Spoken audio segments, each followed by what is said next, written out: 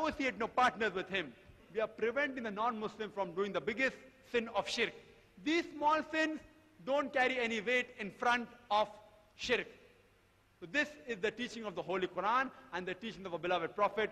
You can and you should give the Holy Quran to the non-Muslim so that they will have no excuse on the day of judgment saying that we did not get the message of Islam. If you have a non-Muslim neighbor and he's a mushrik, if you do not deliver the message to him, and on the day of judgment, Allah will question him that why didn't you accept Islam? He said, I didn't get the message. Allah says it was your job to get the message, I gave it to you. You go to hell. Allah will pose you the question, why didn't you deliver the message to a non-Muslim friend? Did you deliver the message? And if you say, I have not delivered the message, even you will follow him. Even you will go to Jahannam. I hope that answers the question. Yes, brother, most welcome. First, we'll entertain the question from the mic, and inshallah, if time permits, we'll entertain the question from the slips. If there's any question on sister side, I believe they can write it on a slip and send it forward. How to impress upon the non-believer of the Holy Book, the Holy Prophet Sallallahu Alaihi Wasallam, who are themselves are not reading their holy scripture, they don't know what is Gita, they don't know what is Puranas, they accept the praise of the Lord Krishna by stealing of butter or fluting the bugle or anything.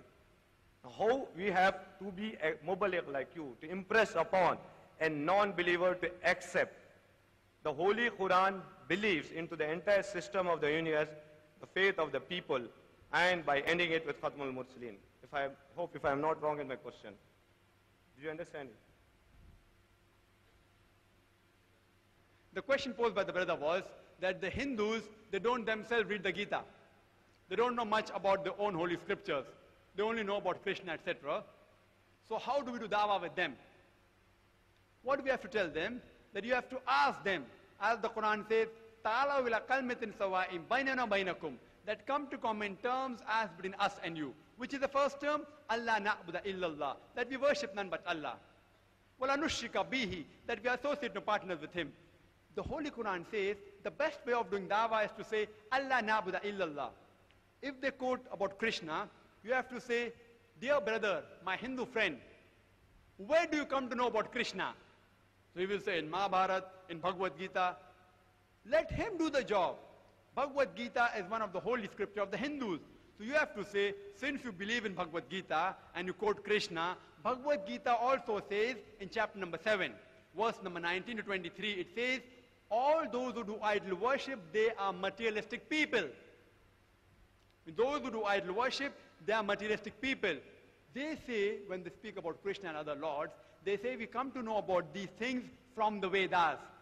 So I gave a talk quoting from the Vedas that if you say you believe in Lord Krishna because it's mentioned in Mahabharata, in Gita, you believe in certain Lord Ram because you believe in Ramayana, because you believe in the Vedas, etc.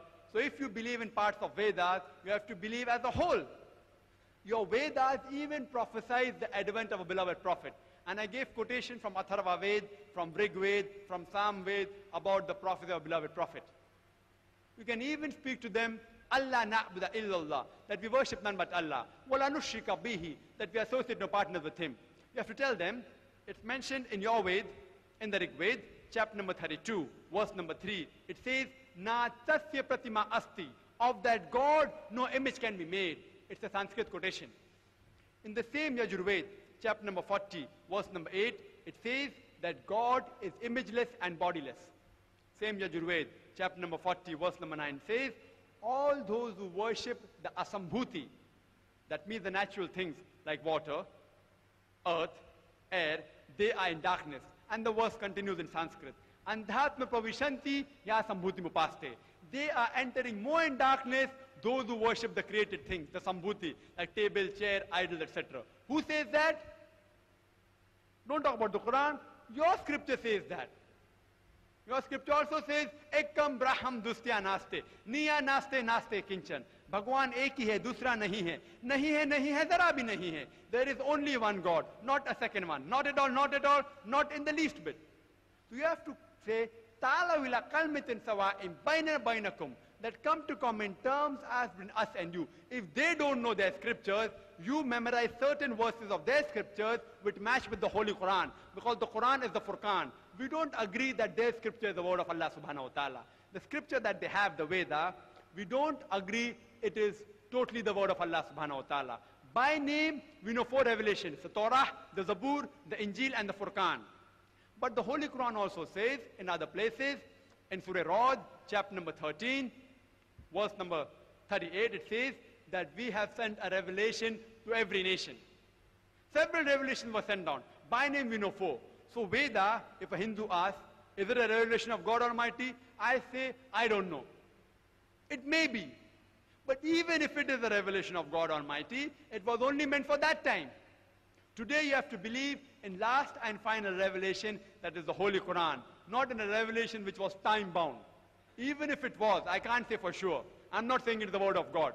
But we can use the Quran. Quran is the Furqan, the criteria to judge right from wrong. You can use the criteria to know that there are certain parts in the Bible which match the Quran, which we say, this part of the Bible, we can say may be the word of God.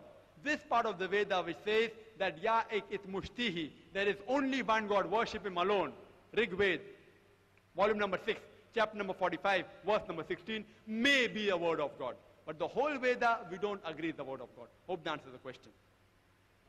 We'll just take a question from chat, sir. Inshallah, we'll come back to you.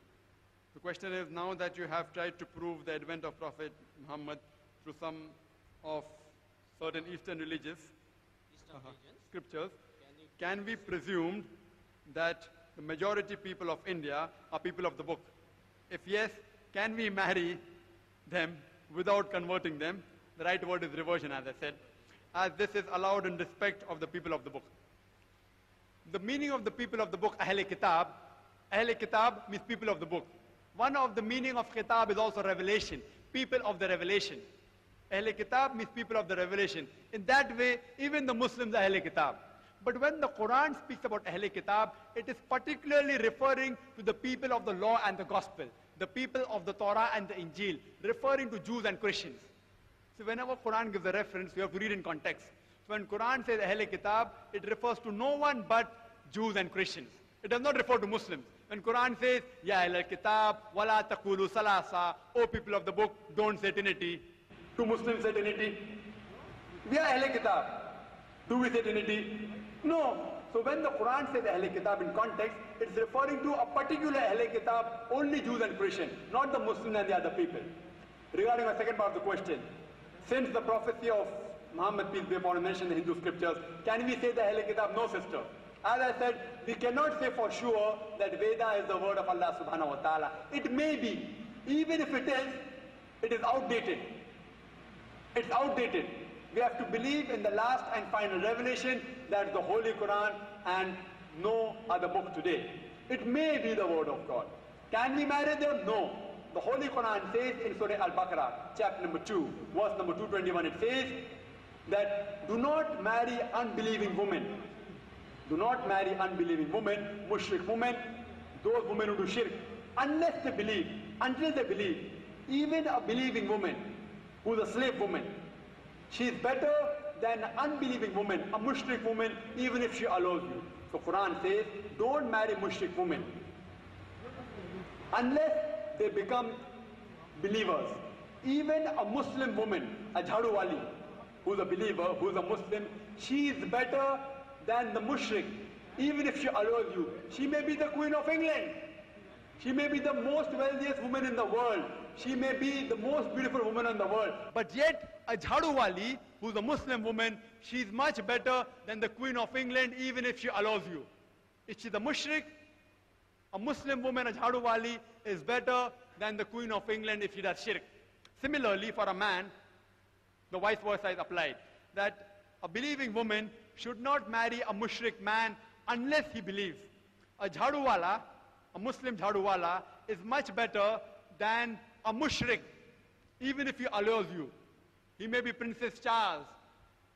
He may be Richard Gere, the most handsome man. He may be Amitabh Bachchan. But if he does shirk, a jhadu wala who's a Muslim is much better than Amitabh Bachchan if he does shirk.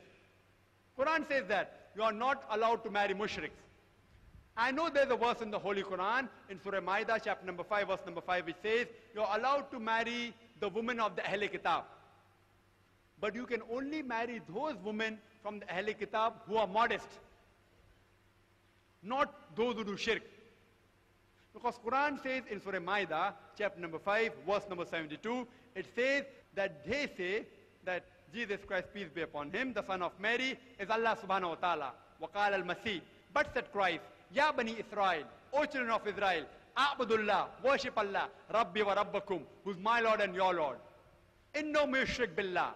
Anyone who associates partners with Allah, faqad haram Allah alayhi al-Jannah. Allah will make Jannat haram for him. Wama wahun nar, wama lizzalimin min ansar.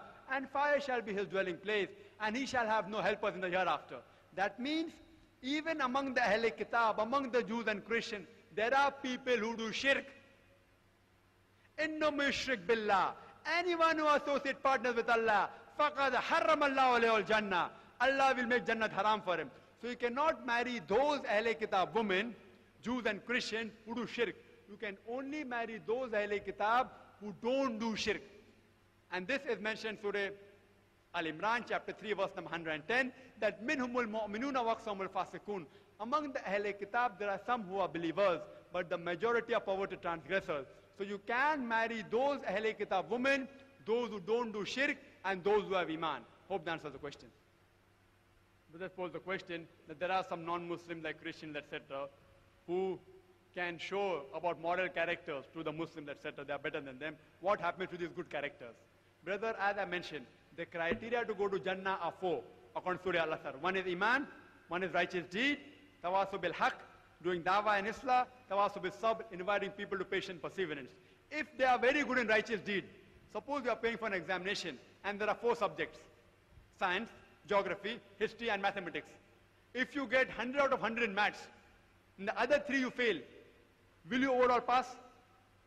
You will fail. You have to pass in all 4. So even in righteous deed, if they are good, yet they will not enter Jannah. Similarly for a Muslim, he may have Iman, but if he doesn't have righteous deed, he will not enter Jannah. He should have Iman, he should have righteous deed, he should do dawah, and he should exhort people to patience and perseverance. There are people who say that you Muslims, and they criticize. There are people who are dishonest, you all don't follow this and that. You have to tell them that you have to judge the religion according to the authentic source, that is the Holy Quran and the Hadith, not by what individual Muslims do. Suppose you want to judge a car, as a Mercedes car, how good it is. If a person who does not know how to drive the car, if he sits on the steering wheel, he will bang up the car. Will you say the car is bad? No, you say the driver does not know how to drive the car. So if you have to judge Islam, judge by the authentic sources, the Quran and the Sahih Hadith, not by what Muslims do. And if you want to have an exemplary Muslim, the best example, as the Holy Quran says, is the beloved Prophet Muhammad, peace be upon him. Hope that answers the question.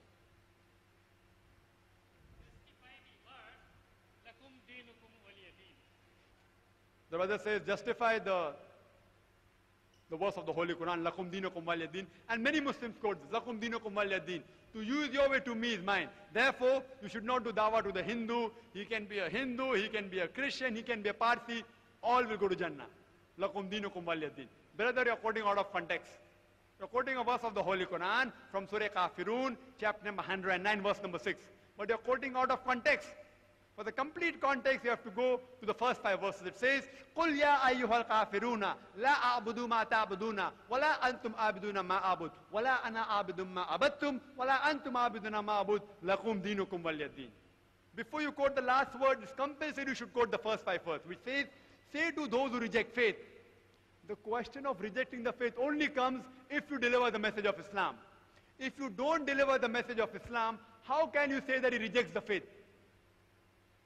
So first you have to deliver the message of Islam to the best of your ability. Then if he does not agree with it, the last resort is, Kul ya ayyuhal kafiruna. Say to those who reject faith, I worship not that which you worship. You worship not what I worship. I will not be worshipping that which you want me to worship, nor do you worship which I worship. To use your way, to me is mine. Only after saying these 4 things, these 5 verses, that after delivering the message of Islam to the best of your ability, if he does not agree, tell him, I do not worship what you worship. Not Ram bi Khuda and Allah bi Khuda. This is hypocrisy. Some of the politicians, Muslim politicians do that. Say, call him by Allah, call him by Ram, everything is fine. Where they get this from, I don't know. They're trying to scratch the back of the Hindus so that they scratch your back. Deliver the truth. And then if they don't accept it, say, I don't agree.